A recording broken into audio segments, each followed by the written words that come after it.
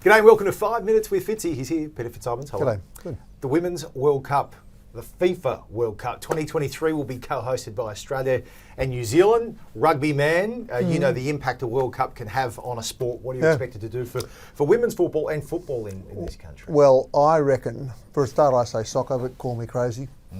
That's all right. No, I don't mind. Go either way. But yes.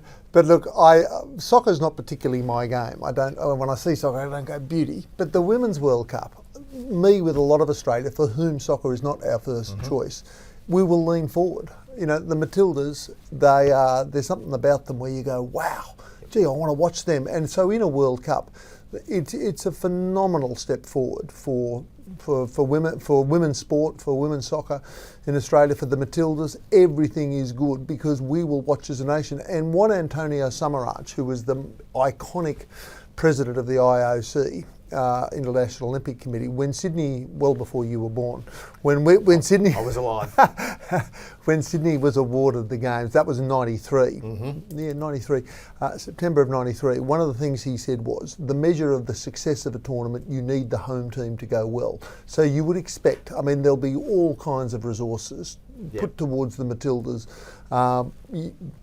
getting our best possible team on the park at the time, and everybody will watch. Do you think, I mean, we jumped on, the country jumped on the bandwagon for the Socceroos when they qualified for the 2006 World Cup in Germany, and you had the personalities, Lucas Neal, Tim Cahill, Mark Schwartz, that's right. John Aloisi, famously against Uruguay with the kicking it from the spot to get them in there. There was this team that Australia fell in love with and went on a journey with, Harry Kilmer, all these famous Australian footballers in it, and it led to, I guess you could call it, a golden era of the 2006, 2010, 2014, these World Cups where Australia getting to a World Cup was one thing.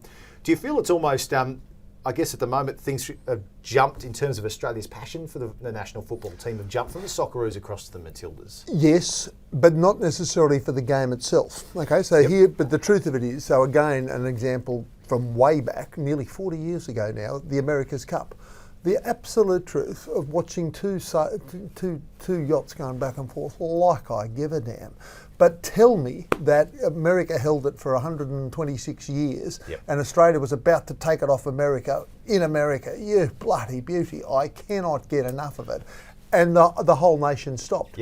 And once we got the America's Cup, we could never get that excited again. It was just not that thing. So it is for me, I will be absolutely absorbed by following the Matildas form without understanding quite what's going on. But I don't think that necessarily translates to a great love of soccer. But women's sport, the wind is blowing their way. The tide has turned and you see all these resources flowing towards it. And you mentioned just before we went to air about the Verlander-led NRL thing hurting the Swans in Sydney.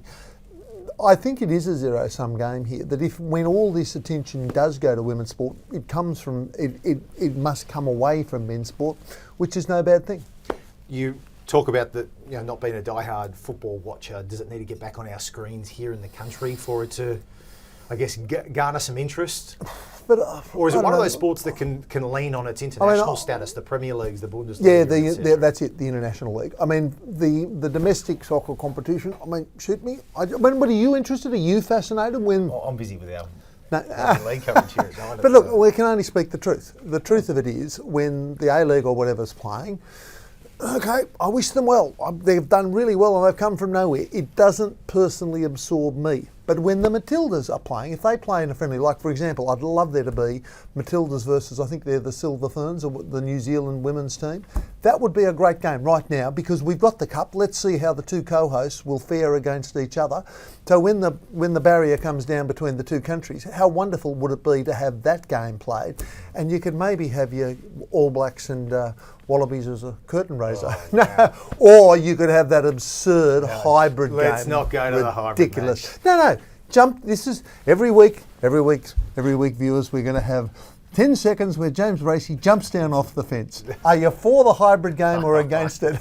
No, he's back up on the fence. I just know it won't happen. I'm not for or against. It's a headline that we see every 3 years. That's right. Out again. And football in December, while everything's open for discussion this year, I don't think that is. Good on you. Anyway, this Thank is you. your show, not mine. Nice scarf, by the way. I like that Colour scarf. suits you. But what I don't, where is the green and the gold? There's a tiny, but that's not the green of Australia green and gold. Why is it not green and The gold? modern day look. Good. All right. Funking things up Thank you with. for having me at your place. Thank you, Peter.